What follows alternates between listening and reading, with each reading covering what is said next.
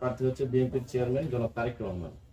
এই 17 আসন সারা বাংলাদেশের মানুষ পাবে এমপি, আর যদি এই 17 আসনে তারেক রহমান নির্বাচিত হয় আপনারা পাবেন প্রধানমন্ত্রী। এটা কিন্তু আপনাদের সকলের জন্য একটা সুখবর নাকি?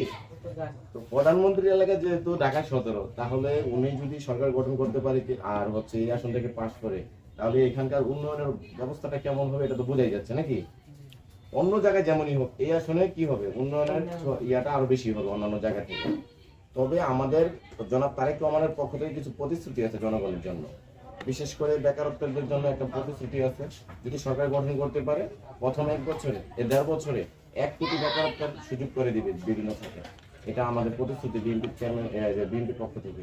দ্বিতীয়ত হচ্ছে আপনি তো হচ্ছে বাইরে কাজ করেন, পুরুষ মানুষ, কিন্তু আপনার বাসায় মা আছে, চাচি আছে, খালা আছে, যিনি আপনার পরিবারের মেইন মহিলাদের মধ্যে, মা থাকলে মা, মা না থাকলে ওয়াইফ, এই ধরনের ওনাদের নামে একটি করে ফ্যামিলি কার্ড হবে।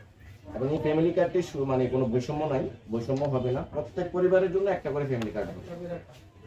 সে ফ্যামিলি কার্ড দিয়ে আপনারা প্রতি মাসে একটা অনুদান পাবেন যদি বিএনপি সরকার গঠন করতে পারে সে সরকারের পক্ষ থেকে, এবং ওটা দিয়ে আপনাদের ফ্যামিলিতে যেটা আপনাদের পরিকল্পনা অনুযায়ী কাজ করতে পারবেন।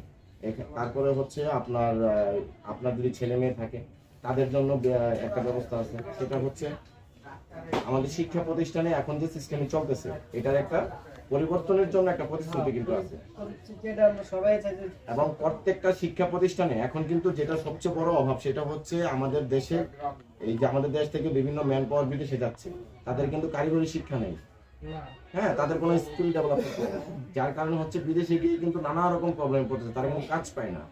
সেই কারণে বিএনপির পক্ষ থেকে জনাব তারেক রহমান একটা প্রতিশ্রুতি দিয়েছে, প্রত্যেকটা শিক্ষা প্রতিষ্ঠানে এই কারিগরি শিক্ষা ব্যবস্থা চালু করবে। সেটা হচ্ছে খেলা ভিত্তিক হতে পারে, যে যে বিষয়ে পারদর্শী বা যে যে বিষয়ে পছন্দ করে সেই বিষয়ে তাকে পারদর্শী করে তুলবে, এবং সেটার জন্য একটা সুন্দর প্রশিক্ষণের ব্যবস্থা উনি করবেন প্রত্যেকটা শিক্ষা প্রতিষ্ঠানে।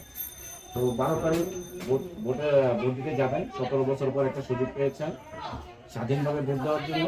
সেদিন সকাল সকাল কেন্দ্রে দেবেন এবং সকাল সকাল গিয়ে আপনার মূল্যবান মতামত আপনি ধানের শেষ মার্কে দিবেন। ইনশাআল্লাহ ইনশাআল্লাহ।